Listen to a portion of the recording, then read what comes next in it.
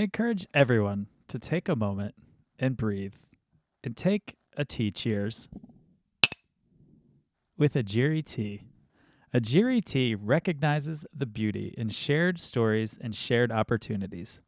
Ajiri sources award-winning tea from Kenya, employs women in the region to handcraft the labels, and sends 100% of the profits back to the region to support orphan education. Save 10% on your order of Kenyan teas and coffee with the code BeautifullyHuman at ajiritea.com. AJIRIT.com. Tea mugs up. Hello, and welcome to the Beautifully Human podcast. I'm Nick Sheesby. In this podcast, I speak with beautiful humans from all around the world, sharing with you their incredible stories, revealing the power in every human story to spread love and humanity to a world that is in desperate need of it, to show that we can all connect in beautiful ways no matter where we come from or what we look like. What you will find out is that we are all beautifully human. Let's all be beautifully human. So Canada, yeah. So tell me about life, man. Like, fill me in. I don't know anything about you. So what's happening? What was life like growing up and all that? Yeah, for sure, bro. So I would say at the beginning, I grew up in a city called Montreal, and what's fascinating about the city is most people speak French in it. So most people are bilingual or trilingual. And I didn't know how to speak French. So my parents looked at me and they said, "Hey, buddy, you got to go to French school. You got to learn this language." And I just went, and it was a horrifying experience. Obviously, I'm very grateful today. I know the language. It's Yeah. great. But especially in the context of presentations or just interacting with people, it wasn't a lot of fun because I couldn't know how to speak to them. So that's, I guess, where the journey started for me. Wow, yeah, I remember the first time I went to Montreal, I hadn't actually been to Europe yet. And Montreal was like the first feeling of an actual city that was not Canada or the States. You know, it was like now that I've been to Europe, a very European feeling city. And especially because it's French, French Canadian. And I love that city. I think it's such a gorgeous city. Absolutely. That's why I never left. Yeah, I don't blame you, man. I frequently when I talk to people, and especially this year, we're all trying to figure out what to do about living in the States and talking about places we would go. And I've frequently talked to a lot to people about Montreal and just how cool it is there. And I have a funny story outside that I had happen. I was on a tour and I was outside of Quebec City, and it was a smaller village that didn't really speak much English, or they weren't very confident speaking their English. And the band that I was working with, we had an RV, and well, I say we, but it was a friend of mine who was driving the RV, broke down, or didn't plug in the generator, so we lost battery power. And so I woke up at 7 a.m. having to go around and like very shittily Google Translate French to people and try to figure out how to get our RV jumped. And I can imagine being young and not knowing the language and being like, ugh, just aggravated with it. But that's such a cool gift to have now, is, growing up and learning that language. Absolutely, man. And I mean, languages are my, like, if I was given a superpower, I definitely would pick knowing every single language, or the ability to know every single language. Like, if I met you and you name the language, I could automatically speak with you. I think that would be super rad. That would be cool. Because like I said, I've traveled pretty frequently, and yeah, there's just moments where I'm sitting in a cafe in Copenhagen, and I don't understand anything, and I just think it's so beautiful that connects a whole group of people, and I don't know anything that they're saying. I think that's such a beautiful part of life. I'm with you, man. I love that. That was very beautifully artistic. I've never had someone answer know all languages to the superhero question. Yeah, So that's awesome. it it took a long time to figure it out. It started when I started traveling more and not knowing languages and having those moments where I was just like, damn it, I wish I knew what they were saying, but I also really enjoy that they have that. Then I don't know what they're saying. It's a pretty cool. So yeah, it took a while, but what would yours? If you have you thought about that question? Oh yeah. I don't have a clear answer yet, but what I'm pondering through, I would say the big one is probably the gift of understanding everyone's perspective. Ooh, Like if I just had everyone's perspective in my head, it would be I think it would just make me a completely different human being. yeah, that's a really fantastic one, especially in 2021. With all the polarization that we see in the world right now, that would be a massively helpful one to have. Yeah, absolutely, man. So on the note of traveling, where have you where's your favorite place you've traveled to? This is gonna sound real stupid, but it's probably my cousin's house in Toronto. Okay, I just love spending time with them. Yeah, but if I would say outside of the country though, once again, weird answer, it would be Columbus, Ohio. And the reason is because I don't really travel for sightseeing. sure. Or like, oh, go to Italy and goes. I've been to Italy and all that stuff, but I think for me, it's more about like going to meet people. Yeah. So, for example, in my case, I only travel when there's a personal development conference. Okay. So I literally just go. So like next year, I'll probably be in Estonia for like a month Oh, because that's there's so rad. because there's like a conference there for a month. So I'm just gonna be there chilling, singing Kumbaya and having a good time. So yeah, it's just magical meeting people Yeah. that just have the same values as you who believe what you believe. It's a lot of fun. Yeah, Estonia is really incredible. I'm jealous you get to spend a month there. I was there in early 2020 and it was awesome. The people that I met are just so kind and like it was so cool. The second guest on my podcast was actually from Estonia. She was a waitress at a vegan restaurant that we went to and we just hit it off and ended up talking at the restaurant for like an hour and a half and then I called her up when it was time to do a podcast and I was like, I want to talk to you, and she spoke Russian first, Estonian second, and had spoken English for the last 3 years. Wow. So it was pretty incredible just to even see that kind of dynamic in life, and especially in like the Baltic countries. What I guess I didn't realize just because it's not something I had thought about was those countries have only been countries for like going on 30 years right now. Wow. So like meeting those people and seeing how adaptive they are and just like how welcoming. It was really impressive to see because they could easily be so jaded because they had German occupation, then, the USSR occupation, and like they could be really pissed off about a lot of things, but they were so kind. I'm with you, man. That's powerful. And it's funny you said Columbus, Ohio, because I grew up an hour north of Columbus, Ohio. Oh, actually. Yeah. So I have very fond memories of Columbus growing up, and a ton of my friends live there still. So that's pretty funny that you said that. So on that note, if I were to give you, obviously without restrictions or anything, if I were to give you a ticket to anywhere in the world, where would you go to? A plane ticket. Plane ticket to anywhere in the world. Where I would probably say the Estonia, just because that's where the next big personal development conference is. But yeah, so I think it's worth mentioning with me. For me, it's like since I already know that I'm not going to get to see everything until I die, I've more been a fan of saying, how do I use these remaining years to go meet the right people so that I can achieve or rather experience what I'd love to do. But if I had to pick one location outside of those conferences, it would probably be Tokyo. Yeah. I've heard a lot of things on how different the culture is there, so I thought it would be a new perspective that I'd probably add to my life. Yeah, I'm very intrigued by Japan and just Tokyo, like the whole place in general. And honestly, a lot of people that I've asked that question to, a lot of people are drawn to Japan. And it's cool. My partner, her family, her aunt is Japanese, and her uncle and her and their two kids just moved to like 45 minutes outside of Tokyo. So I get like daily updates about life and the quality there and like what they're up to, and it seems pretty magical. That's awesome.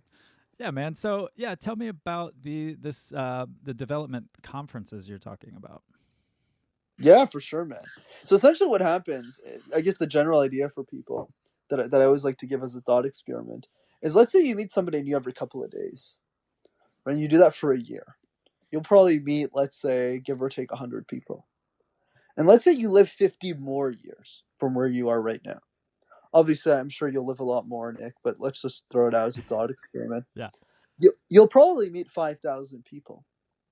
So for me, the perspective is always not how do I get everyone to like me, but rather who do I want those 5,000 people to be? hmm. What values do they have? Where do they go? What do they do? What do they believe in? What do they want out of life? What experiences do they want to go on? And when I frame my life through that lens, I start to be a lot more thoughtful about how I use my time. Where do I go?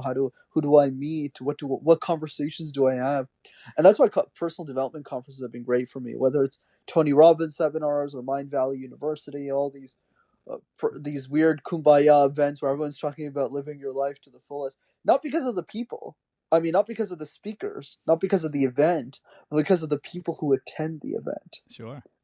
right? You get there and you're just like, whoa, like everyone is like listening to the same thing, everyone is doing that. Whereas when you're right now, when I listen to podcasts before those events, I would just be stuck in my basement and being like, nobody else cares about this stuff. Right. So I encourage people to do that more, not necessarily with conferences, but if you like collecting pens, you just love collecting pens and nobody understands you in your family. They're just like, Nick, what are you doing with all these pens, Miles? What's Yeah. wrong with you? Go to that pen collecting conference. Go to Totally. that pen collecting meetup and meet your tribe.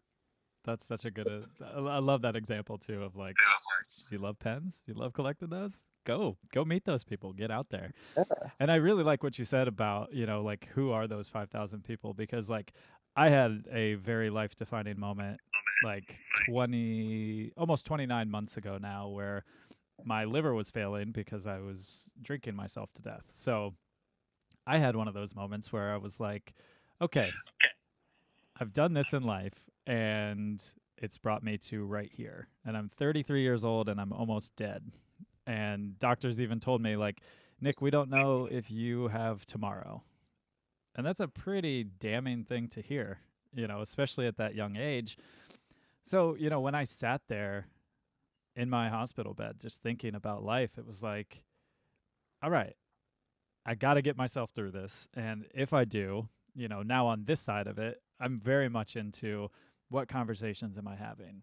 Who am I meeting? What voices can I amplify? And, you know, who can I touch? What ripple effect can I have into the world of, breaking down some stigmas and just like having beautiful conversations with perfect strangers, And it's really nice to feel that sense of community when you have those types of conversations with people.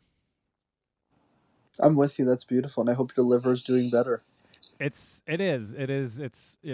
still kind of scary with everything going on. I have to be very careful with myself, and it's yeah, it's amazing how much I learned about the liver after beating the shit out of it for ever and ever, and then it coming back around. I didn't even know it rejuvenated itself. So I'm very thankful that I picked the fight with that organ of my body. But yeah, it's definitely been a challenge and something that I wouldn't change for anything. It's made me who I am today, and it makes me think like there's this beautiful song lyric that I love so much, and it kind of speaks to just living life, and it's snails see the benefit, the beauty in every inch, and I take that to heart literally every day of like, all right, I got today, I'm up, I'm living, so I'm gonna find all the little beauty I can in every part of life. That's powerful, man. Thanks for sharing. Yeah, yeah, man, of course. And that's the cool thing about these conversations is you just get to pick people's brains and dive in and have these kind of conversations where, you know, we may never have met otherwise, you know. And I think that's so cool. I think that's so powerful in life. Just, I'm sure that's part of your conferences of just like getting in there and getting the quality of life and having, you know, we all have relationships that are very surface, and it's hard to have those and not feel a connection. So it's nice to get deep with someone who I've now spoken to for like 20 minutes of my life. Yeah, I'm with you, man. I'm a big fan of that as well. Like, I don't like surface level. I'm gonna die in like 40, 50 years. I might as well have the conversations that I want to have, especially with awesome people like you. Yeah, thanks, man. Yeah, it is. It's one of those where like, especially after starting into my sobriety, and I was in Ohio, and a lot of people there, I got really discouraged. I was there because it was safe. It was my home, and it was like, all right, I have to start this whole new life. I have to get away from this severe alcoholism and not do it ever again. Like, some people it's like I need to work away from drinking. I was like, I have to stop right now or I'm dead. I'm literally gone. And as I was doing that, like I've toured in the music industry for the last 15 years. Not this year, but In the in past, yeah. in the past, yes, in a past life. But like I just had so many people being like, "Hey, man, like it's time to settle. It's time to settle." Or like it's okay to settle. And I was like, "Not me, man. I'm not that person. Like I've been through some shit and that's I'll be the one to tell me if I'm done with touring or if I'm going to do something like settling." I was like, what a discouraging thing, or what a to me I was just thinking that's no way to live through life. Is just like, well, I'm just gonna settle. I'm just gonna do life. And I was just like, no, I can't do this. I'm out of here. And so 3 months sober, I went out with a heavy partying metal band just to see if I could do it, and I did it, man. And it was a tour that had I been drinking, it would have been perfect because everyone was drunk as hell every night and no one cared, and it would have been perfect for me. But it was also perfect just to kind of throw myself in the deep end and be like, all right, I got to handle this or I got to go, you know? I love that, man. That's sick. I so love your idea of never settling. I think that's powerful, man. Yeah. And, I just, I hadn't ever heard it said that way either. And I think that was what was so, I was taken so aback by that. We're talking about my life where I literally had almost lost it, right? And this was the advice that these folks were giving me was it's okay to settle. Just it's okay. And I was like, no, I don't think it's ever okay. Like if what are you doing in life if you're not challenging yourself? Mm, Like if you're not waking up every day giving yourself a new challenge or some new idea to evaluate, what are you doing? To me, that's how I feel. that's powerful, man. I completely agree. I think most human beings they kind of just expect other people to live like they are because everyone else is doing it. Whereas the real people who do something interesting with their life are borderline insane. So I commend you, man. Right. Yeah, and it is one of those where I feel like people look at it and they're like, "Well, you're doing these interesting things." And I'm like, "It's not even that. It's just I'm doing what I want to do with my life. Like I'm living these experiences, and I'm going to be the one to tell me when I'm not going to do that because it is my life. I get to choose what I get to do. So this interests me, so I'm going to go try it. And if I fail, then I'll try something else or I'll try that again. But I'm not going to just let fear dictate me and not try something. I'm with you. Especially after being told you might not have a day left. You know, Yeah, you might not live. that's a heavy thing to be told when you're in your early or any point in life. And you start to think about like, man, I was sitting there just going like, okay, I don't want to go, but like I've lived. I didn't play it safe. I went for it. So I was at a good place, which was a pretty cool thing to experience as well. That's sick, man. Yeah. So before you get out of here, I have two questions I'd like to close out with. And one is, what would you want the world to know about you? Hmm. I would say what I want the world to know about me is that I actually gave a shit about people. Like, through my YouTube channel, I make videos on public speaking. And the reason I did that was because I thought it was bullshit that most people in my industry weren't sharing that stuff for free. And I kind of said, like, well, you're missing this, this, this. So I would say for me, it's like legacy at the end of the day is the most important thing. And you probably experienced that in your life when you kind of realized that, life might have been over. And I'm glad I have mentors like you that remind me to say, hey, life is about legacy, man. Don't fuck up your liver. Yeah. Don't do these things, right? So I can learn. I still go clubbing a lot though. I just don't drink, Yeah. but yeah, absolutely. And it's through this idea that how can we leave a better legacy for the human race? Right. Because at the end of the day, we're all the same. Yes. It's just, even if we hate to admit it. I mean, some people. I'm sure we'd love to admit it, but Yeah. Yeah. it's through that saying, like, hey, if any success that you have is always because of the community that brought you there. So I just think it's a responsibility for all of us to uh to pay it forward, especially when we're all gone. Yes. Yeah, man, especially, with how the world is right now. It's like we all need to just join together and say we're all the same. Like who gives a fuck what you look like? You know, there's 80% of similarity and then there's probably like a 20% gray area where we don't meet, but we can all get along because we're all human, man. That's why I called it beautifully human.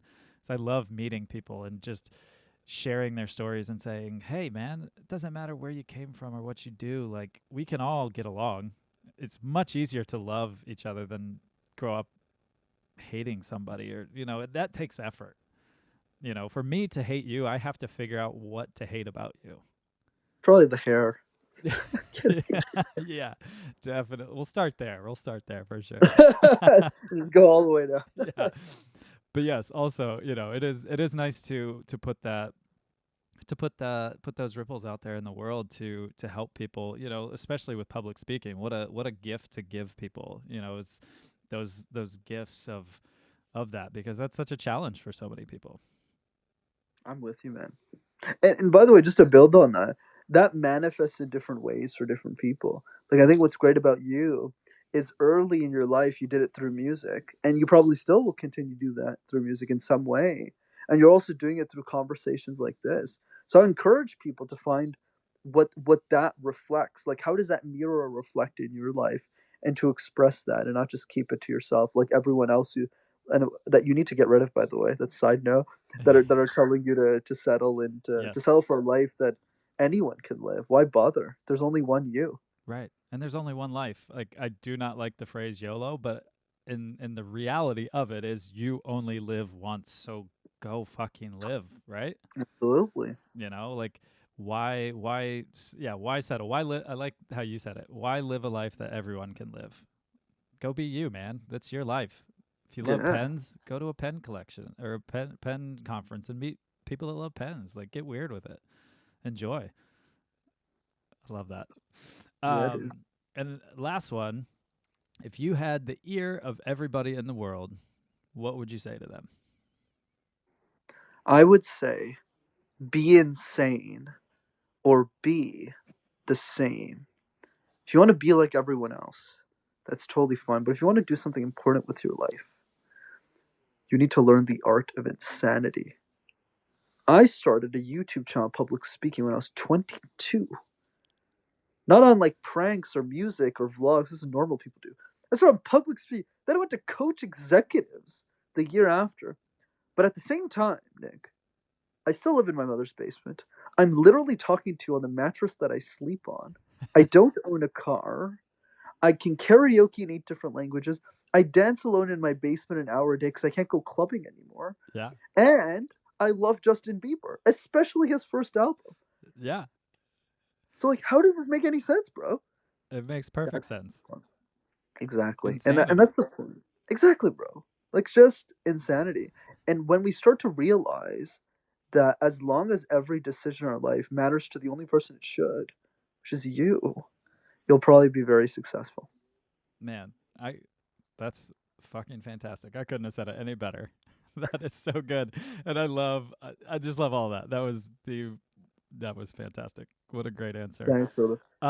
So tell everybody that's listening where they can find you and follow along with you in your journey. Yeah, absolutely, man. It would definitely be the YouTube channel. You can just type Master Talk in one word and you'll find it right there. And I hope it serves you in your journey to sharing your ideas with the world. Beautiful.